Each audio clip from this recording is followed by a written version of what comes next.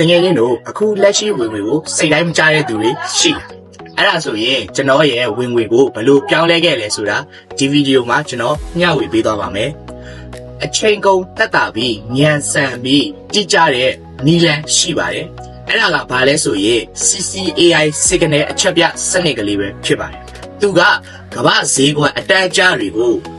ကြိုတင်ခံမှန်းပေးပြီး win rate ရာခိုင်နှုန်းများပြီးအနိုင်ရာခိုင်နှုန်းများတဲ့အချက်ပြစနစ်ကလေးပဲဖြစ်ပါတယ်ကဲကျွန်တော်အဲ့ signal လေးနဲ့အတူဘယ်လိုမျိုးအသုံးချပြီးအကျိုးမြတ်ရှာပြသွားမလဲဆိုတာကိုဒီဗီဒီယိုမှာတကယ်ချင်းတို့နဲ့အတူတူကြည့်လိုက်ရအောင်6ကွက်လေးရတော့ CCAI ရဲ့ signal လေးပဲဖြစ်ပါတယ်ကဲ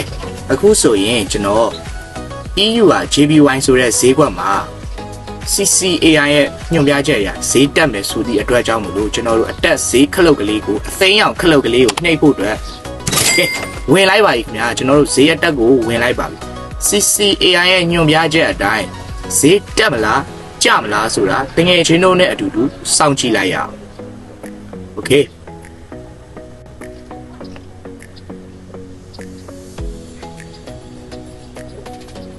come on တက်ထားကဲ EU က JPY ဆိုတဲ့ Euro Japan Yen ဆိုတဲ့ငွေကြေးအတွက်မှာဈေးတက်မယ်ဆိုတာကို AI ကညွှန်ပြထားတဲ့အတွက်ကြောင့်ကျွန်တော်တို့ကဈေးအတက်ကိုပဲဝယ်လိုက်တာဖြစ်ပါတယ်ကဲအခုဆိုရင်ဈေးကွက်ပိတ်ဖို့အတွက်စက္ကန့်ပိုင်းပဲလိုပါတော့တယ် Let's go အပေးထားရအောင်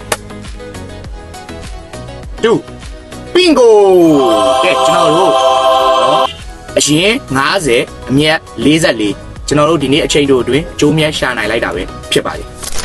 Okay ကျွန်တော်အခုအသုံးပြုသွားတဲ့ CCAI ရဲ့ signal လေးကိုလူတိုင်းရနိုင်မယ်နီလန်ရှိပါတယ်။စိတ်ဝင်စားတယ်ဆိုရင်ကျွန်တော်ရဲ့ comment သို့မဟုတ် chat box မှာ ready လို့ရေးခဲ့ပြီပါ။အပတ်စဉ်